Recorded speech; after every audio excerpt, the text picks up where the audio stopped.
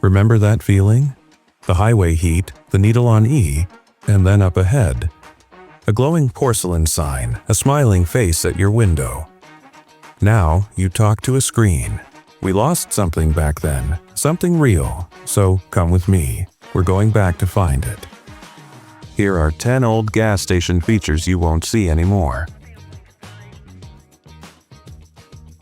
Back in the day, you didn't pump your own gas.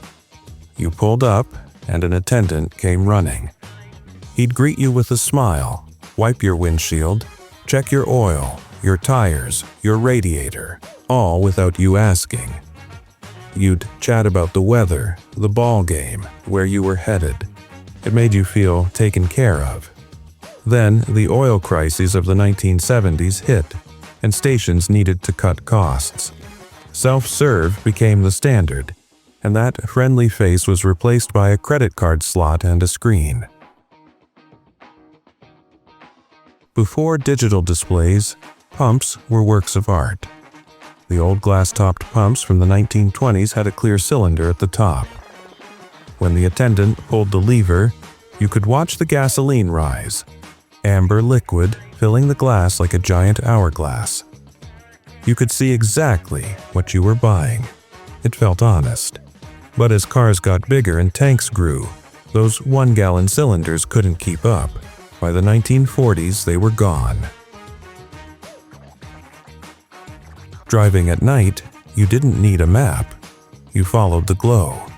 Those porcelain signs, the red Mobil Pegasus, the orange and blue Philips 66 Shield, were built of heavy steel and baked enamel.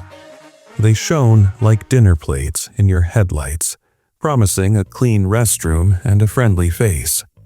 They felt permanent, like they'd be there forever. Now, they're collector's items, replaced by cheap backlit plastic that all looks the same. You couldn't just walk in. You had to ask the attendant, and he'd reach under the counter and produce it. A giant wooden block, sometimes a foot long, with a single key attached. Sometimes a hubcap or ashtray dangled from it too. You couldn't lose it if you tried. So you'd waddle to the side of the building, this ridiculous beacon of hope in your hand, praying for a clean floor. Now, you just punch a code into a keypad. More convenient, way less memorable. They stood in every station entryway, shiny chrome and bright red metal, rows of porcelain knobs for Lucky Strike, Camel, Winston. You'd put your quarters in, pull a knob, and a fresh pack would thump into the tray below. It felt automatic, modern, a little bit adult, but by the 90s, states started banning them. No one to check IDs. One by one, they were unplugged and wheeled away. Now they're ghosts. A gas station used to fix your car too, and the heart of the shop was the hoist. Massive, hulking machinery with belts and gears. The mechanic would drive you in, and with a low hum, your car would rise into the air. You could walk underneath, and he'd point up at a leaky seal, explain what was wrong. It was honest work. Now, most of those bays sell Slurpees and lottery tickets. The hoists are gone. Before cell phones, that payphone on the station wall was a lifeline. Thick, coiled cord, heavy handset that smelled like metal and smoke. Broke down, you used that phone. Lost, you called home from that phone. Meet me at the gas station. Everyone knew exactly where. You kept a dime in your glove box just for emergencies. Now you'll see empty concrete pads where they used to stand. Quiet, ghostly. After Standard Oil broke up in 1911, you got a patchwork of regional brands. Esso in the east, Standard in the Midwest, Chevron out west, Mobil up north. Drive from New York to Chicago, and the signs changed. It made the country feel big and interesting. Over the decades, they all merged back together. Exxon, Mobil, Chevron, into one uniform look. The road trips lost a little something. Before GPS, you navigated with paper, and the best paper was free.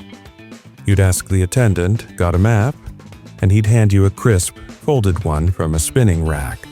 The covers were beautiful. Scenic highways, happy families, sleek cars. Unfolding it in the front seat was an event. You'd trace your route with your finger. You were part of the journey. Now, you just type an address. It works, but it's not the same.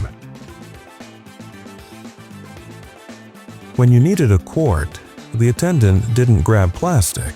He grabbed a gleaming metal can, Quaker State green, Pennzoil yellow, punctured the top with a spout, and poured it in. That glug, glug, glug sound. The empties went in a barrel behind the station, later repurposed as scoops or bolt holders. Sturdy, reusable. Then plastic bottles came along. Cheaper, lighter. You lost that little ritual, that solid thump of a metal can. So next time you swipe your card and stare at a screen, remember that smile, that rag wiping your windshield, that voice asking where you're headed. We traded all that for convenience. Maybe it was worth it. Maybe it wasn't. But those little moments, they were the real fuel. If this took you back, hit like. Subscribe to the channel. What do you miss most? Drop it in the comments. I read every one. See you next time.